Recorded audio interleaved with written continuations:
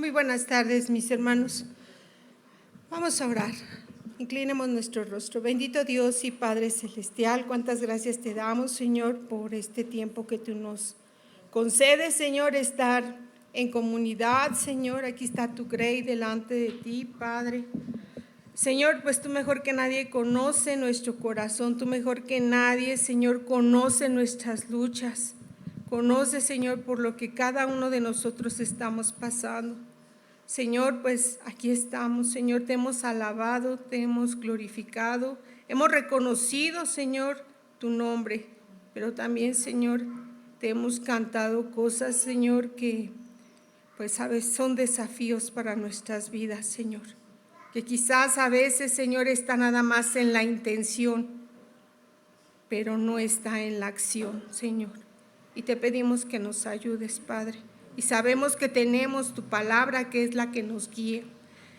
Sabemos, Señor, que es tu Espíritu en que en todo momento está hablando a nuestro corazón. Y por ello te damos las gracias por tu amor, por tu fidelidad, por esa constancia, Señor, que, Señor, tú tienes y esa paciencia para cada uno de nosotros.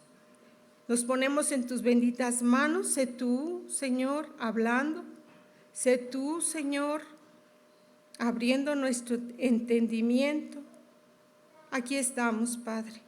Yo solamente soy una portadora de tu bendita palabra, porque tú, Señor, sabes que yo también adolezco de muchas cosas y que te necesito.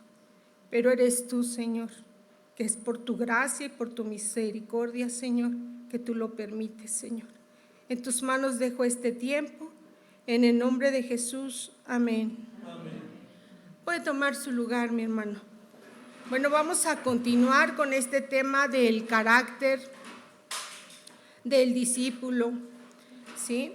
Y bueno, aprovecho para comentarles que yo en lo personal estaré hablando durante un buen rato acerca de este tema, del carácter del discípulo. Y bueno, principalmente va a estar basado en este pasaje que leímos de Mateo 5, que normalmente nosotros lo conocemos como las bienaventuranzas, ¿sí? Y bueno, para iniciar y entrar en materia de este tema, bueno, comencemos por definir y hacer un recordatorio de qué es el carácter. Y bueno, dijimos que el carácter lo define la Real Academia Española como un conjunto de cualidades, ¿sí? Cualidades que tiene una persona y que la distinguen entre una y otra, ¿no? Por su modo de ser, por su modo de obrar. Y bueno, también dijimos que tristemente hoy en día, ¿sí?, el cristianismo hace más énfasis a los dones, ¿sí?, a esos carismas, a ese regalo que Dios nos ha dado a cada uno de nosotros y que principalmente es para edificar a la iglesia, al cuerpo de Cristo. Pero el carácter, ese se va formando día a día. Entonces, el carácter cristiano no es un don, sino es algo que el escultor divino, el Señor Jesucristo, va tratando con cada uno de nosotros. Y el énfasis del Señor Jesús no es que usted y yo hagamos maravillas, hagamos señales, ¿sí?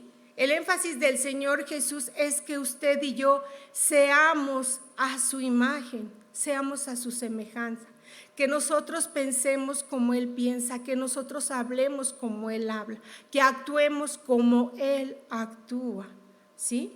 En el Evangelio de Mateo 5, que contiene el Sermón del Monte, bueno, aquí el Señor Jesús principalmente enseñaba a sus discípulos, ¿sí? Enseñaba las exigencias de seguirlo, pero también les enseñaba los privilegios de ser sus discípulos.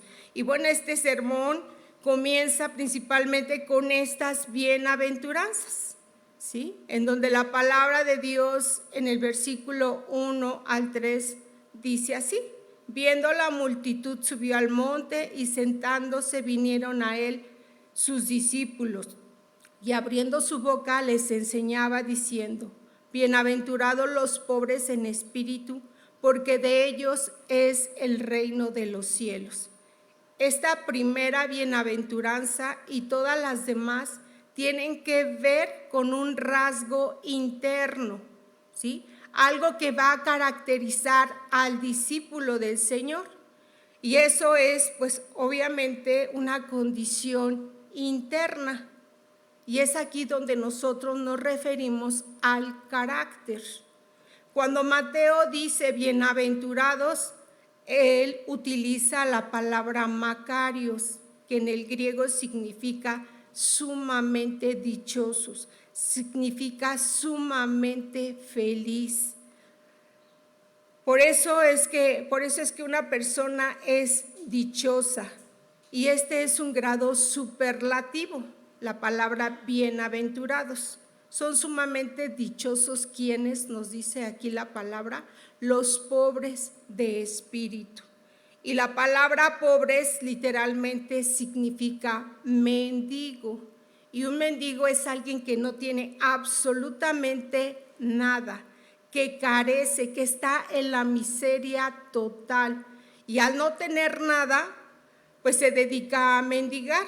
Se dedica a pedir, ¿sí? A pedir con una actitud de humillación, porque no tiene recursos y por lo tanto necesita urgentemente que alguien le tienda la mano, que alguien le ayude.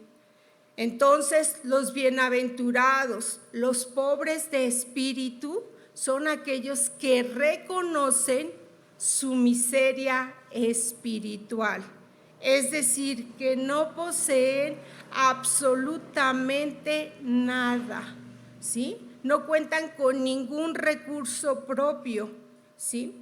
Entonces, al reconocer que no tienen nada, ¿sí?, acuden al Señor, y un verdadero discípulo verdadero es el que reconoce que necesita de Dios, que así como sabe que necesita comer el pan de cada día, asimismo necesita la palabra de Dios, que es su alimento espiritual, que es palabra de vida eterna. Por eso es que el Señor dijo: bienaventurados son, porque reconocen que no pueden hacer nada por sí mismos y que necesitan de Dios, y como tal se humillan delante de Dios, claman de su ayuda.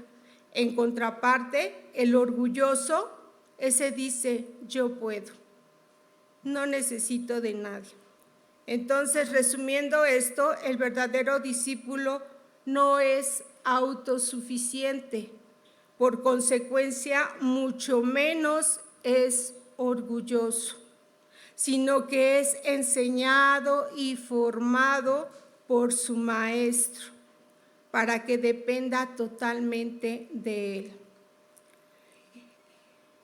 Y cuando estos discípulos quieren sobresalir o quieren salir adelante por sus propios recursos, el Señor de una manera muy especial trata con ellos. Y un ejemplo clásico es el apóstol Pedro. Él siempre confiaba en él. Él le dijo: no, yo me voy contigo, Señor, hasta la muerte me voy contigo. Yo no te voy a negar. ¿Y qué pasó? Terminó negándolo. Él era un pescador rudo y él cargaba una espada. ¿Y qué pasó cuando se le amontonaron al Señor Jesús? ¿Qué hizo? Lo primero que hizo es sacar su espada. Confió en su espada. ¿Y qué le dijo el Señor? Que su reino no era así, ¿verdad? No era con armas, era de otro tipo. Entonces siempre Pedro confiaba en él. ¿Sí? Pero ¿qué creen? El Señor trató con su vida, el Señor le daba cincelazos, ¿sí? Entonces, ¿qué pasó? Pues terminó destruyendo esa autosuficiencia, ese orgullo de Pedro. ¿Y saben quiénes son los que sufren más entre los discípulos?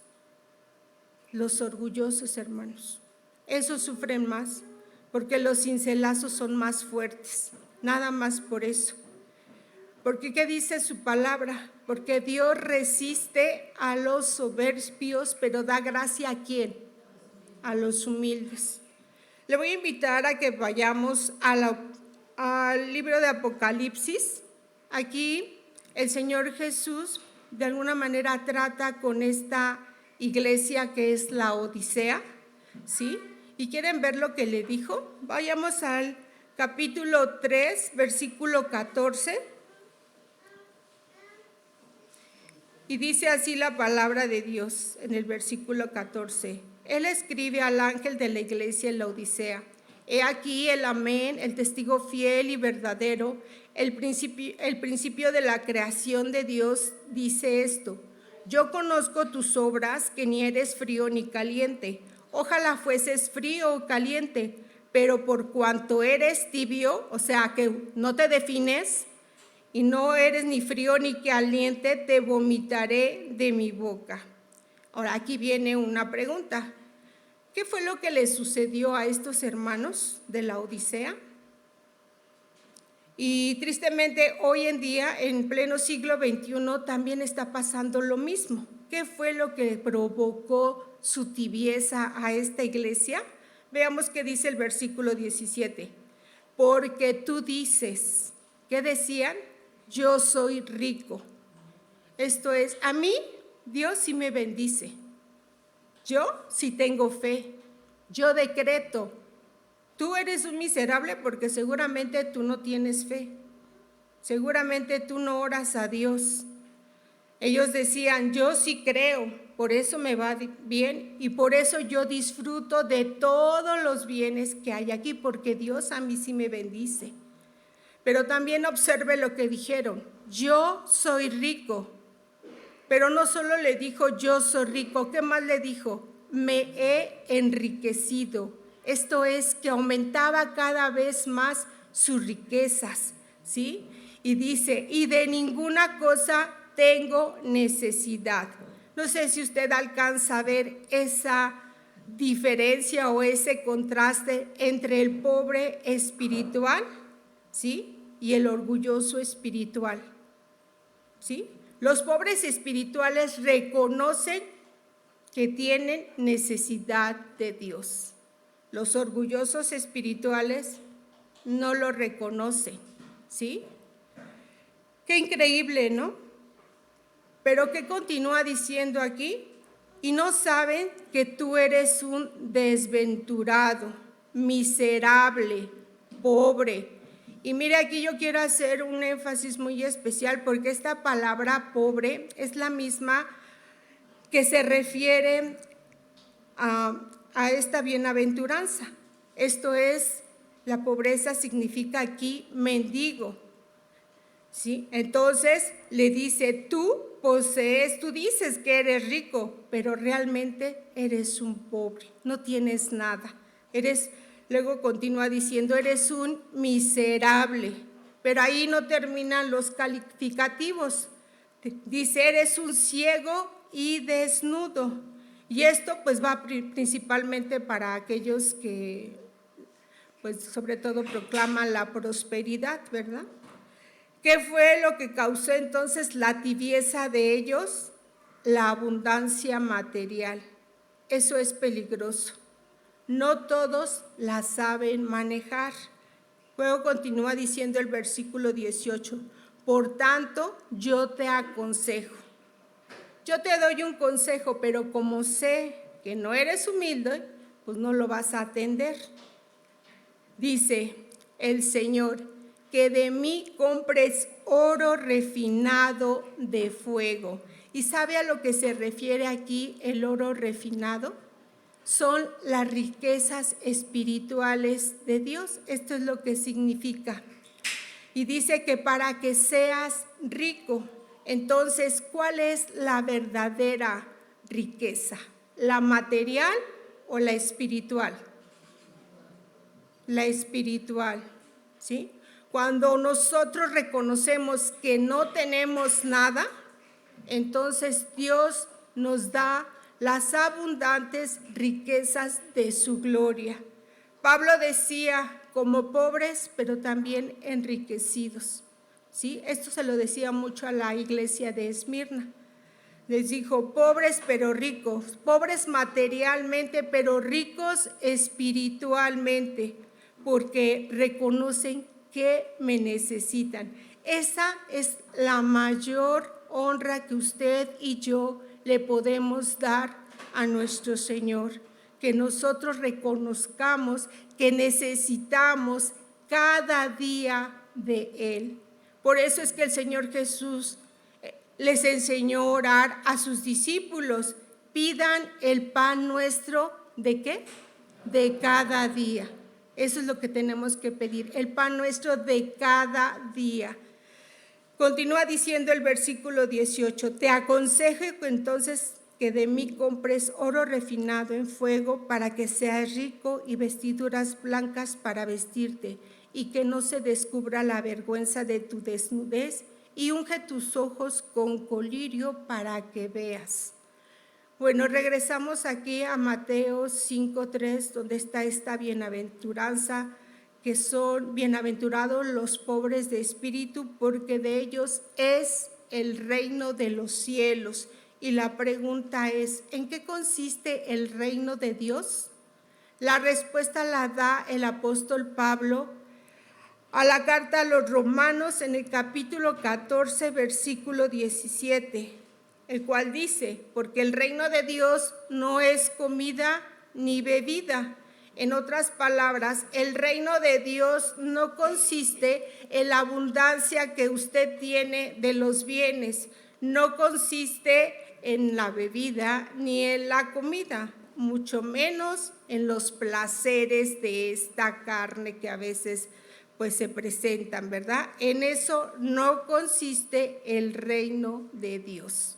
Entonces este versículo dice, porque el reino de Dios no es comida ni bebida, sino son tres cosas. Y la primera dice que es justicia, ¿sí?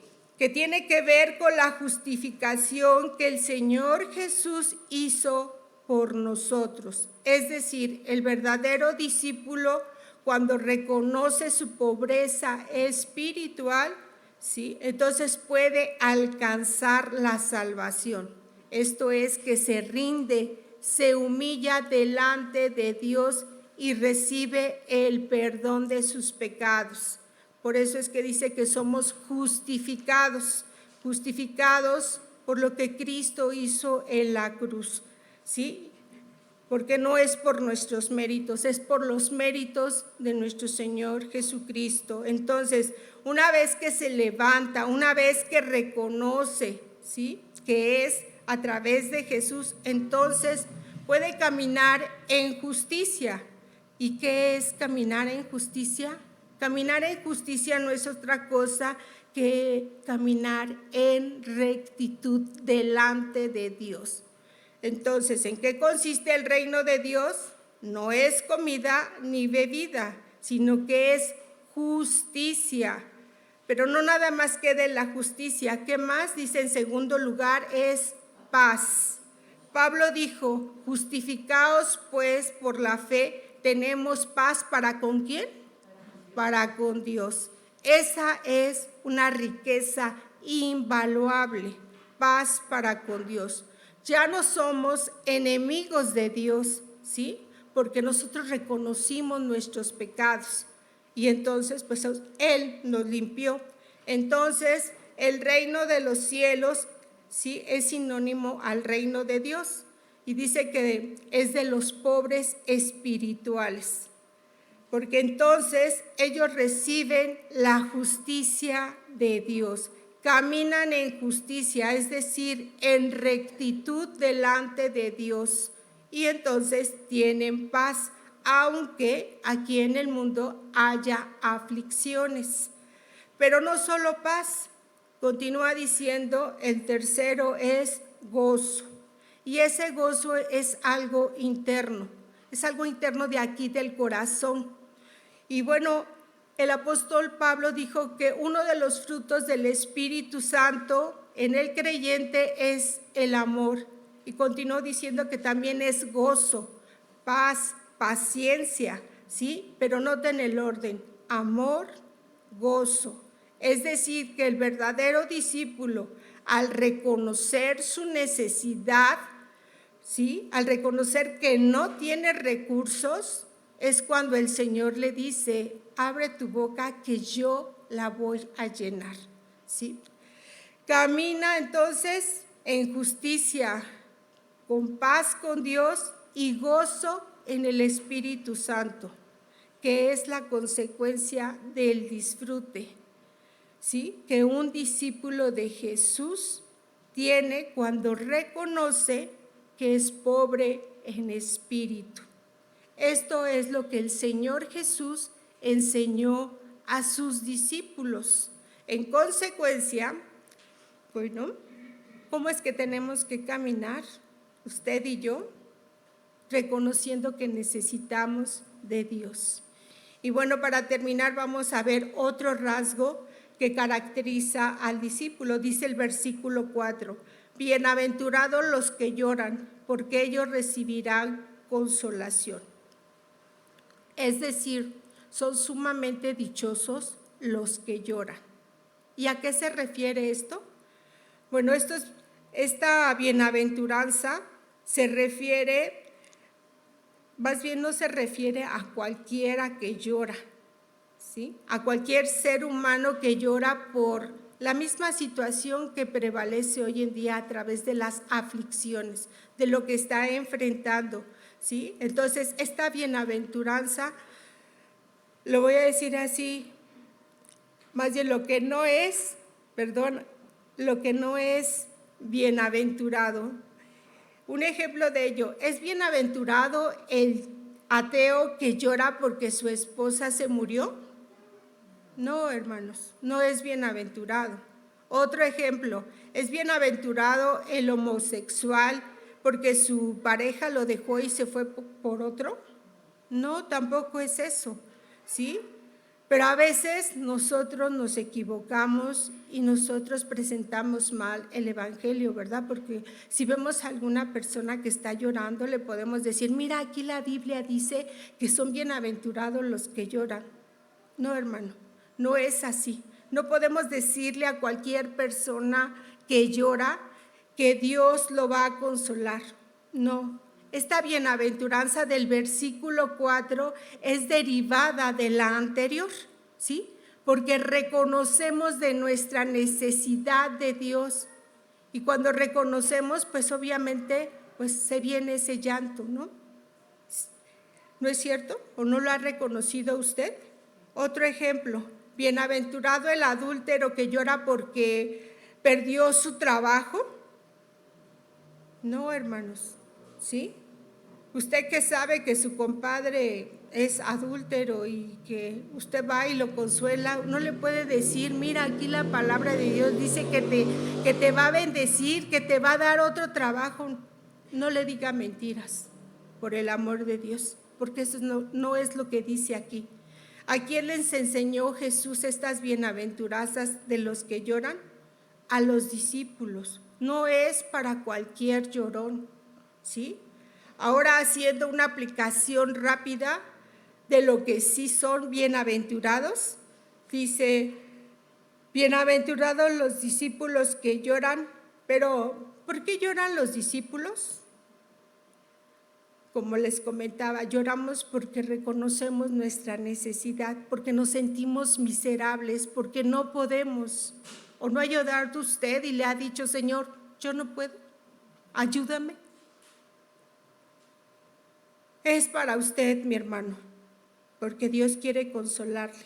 También son bienaventurados los discípulos que lloran cuando pecan.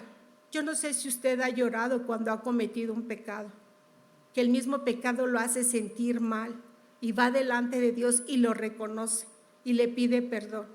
Para eso son esta bienaventuranza. También lloran porque quizás han estado enfermos. No sé si usted ha llorado cuando usted ha estado enfermo. Yo sí porque me siento mal y yo tengo que acudir a Dios para que me ayude. y Él me consuela. También lloran aquellos hermanos que pierden a un familiar, que necesitan el consuelo, están tristes. Para eso son esta bienaventuranza.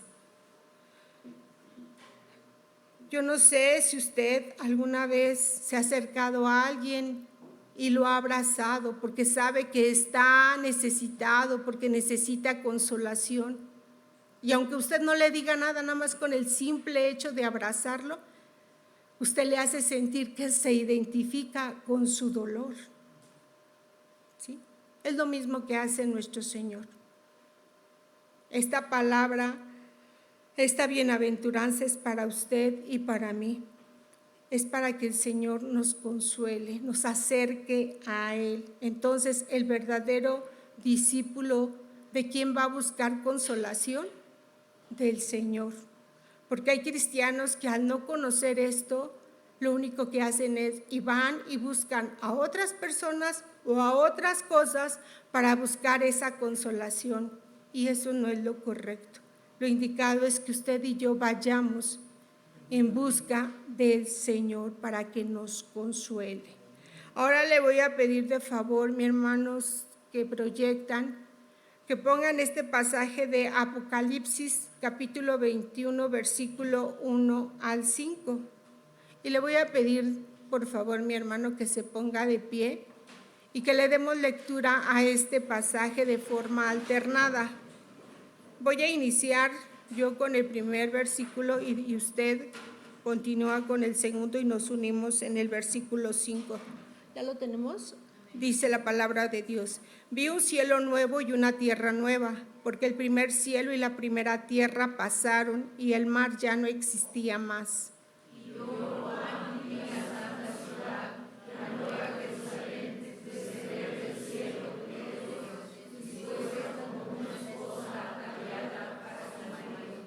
Y oí una gran voz del cielo que decía: he aquí el tabernáculo de Dios con los hombres, y Él morará con ellos, y ellos serán su pueblo, y Dios mismo estará con ellos como su Dios.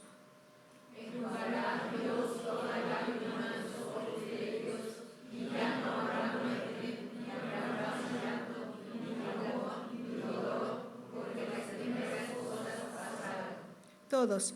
Y el que estaba sentado en el trono dijo: he aquí yo hago nuevas todas las cosas. Y me dijo: escribe, porque estas palabras son fieles y verdaderas. Amén. Tome su lugar, por favor. Hermanos, el verdadero discípulo reconoce que no puede, que no podemos. Y eso también nos produce llanto. Por eso es precisamente que aquí esta palabra consolación, que es la palabra parakaleo, que en el griego significa llamar acerca, es decir, el Señor nos llama cerca de Él, nos recuesta en su pecho, así como, reitero, ha podido quizás consolar a otra persona. Entonces, esta palabra parakaleo, que significa consolación, es animarnos continuamente, porque mientras el Señor venga, usted y yo, mis hermanos, vamos a ser bienaventurados, porque vamos a requerir, vamos a pedir esa consolación del Señor.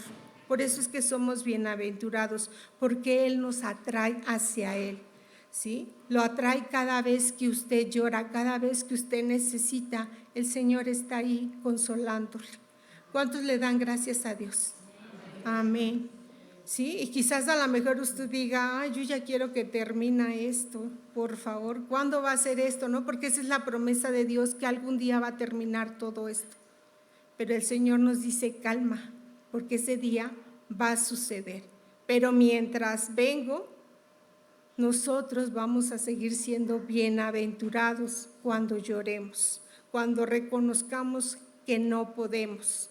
Quizás alguno de ustedes posiblemente como padres se sientan aún más mal cuando sus hijos le pidan y usted no pueda darles, ¿sí? Pero ¿a quién va a levantar sus ojos? ¿A quién va a clamar? A Dios. Así es. Decía el rey David, no nos olvidemos de los beneficios del Señor, ¿sí? Pero no obstante, antes de ver todo esto de manera negativa, ¿sí? También tenemos que entender que esa tristeza es necesaria, es provechosa para el hombre, porque ella nos va a conducir al arrepentimiento. Por eso el apóstol Pablo decía, la tristeza según en Dios produce arrepentimiento para salvación, pero la tristeza del mundo produce muerte. ¿Sí? Porque la tristeza del mundo es egoísta, es orgullosa, es sin fruto. Esa nos aleja de Dios, por eso produce muerte. Pero la tristeza, según Dios, esa es provocada por el Espíritu Santo y ella nos provoca a ir a humillarnos, a reconocer que necesitamos de Dios y por eso es que viene el arrepentimiento, lo cual produce salvación y vida eterna.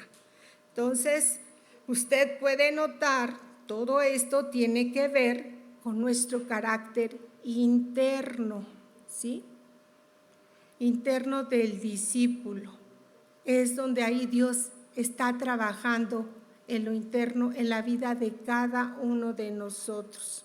En conclusión, entonces, podemos decir que llorar, que la bienaventuranza del llorar se trata de un llanto santo, de un lamento agradable a Dios, que solo así el hombre puede correr y buscar a Cristo para que sus pecados le sean perdonados. El llorar de las bienaventuranzas es una tristeza legítima, ¿sí? Es una tristeza que le agrada a Dios. Y más cuando los cristianos, sus discípulos, corren en busca de Él. Por eso, los que lloran pueden ser felices, son bienaventurados. Le voy a invitar a que incline su rostro y hagamos una oración y le demos gracias a Dios.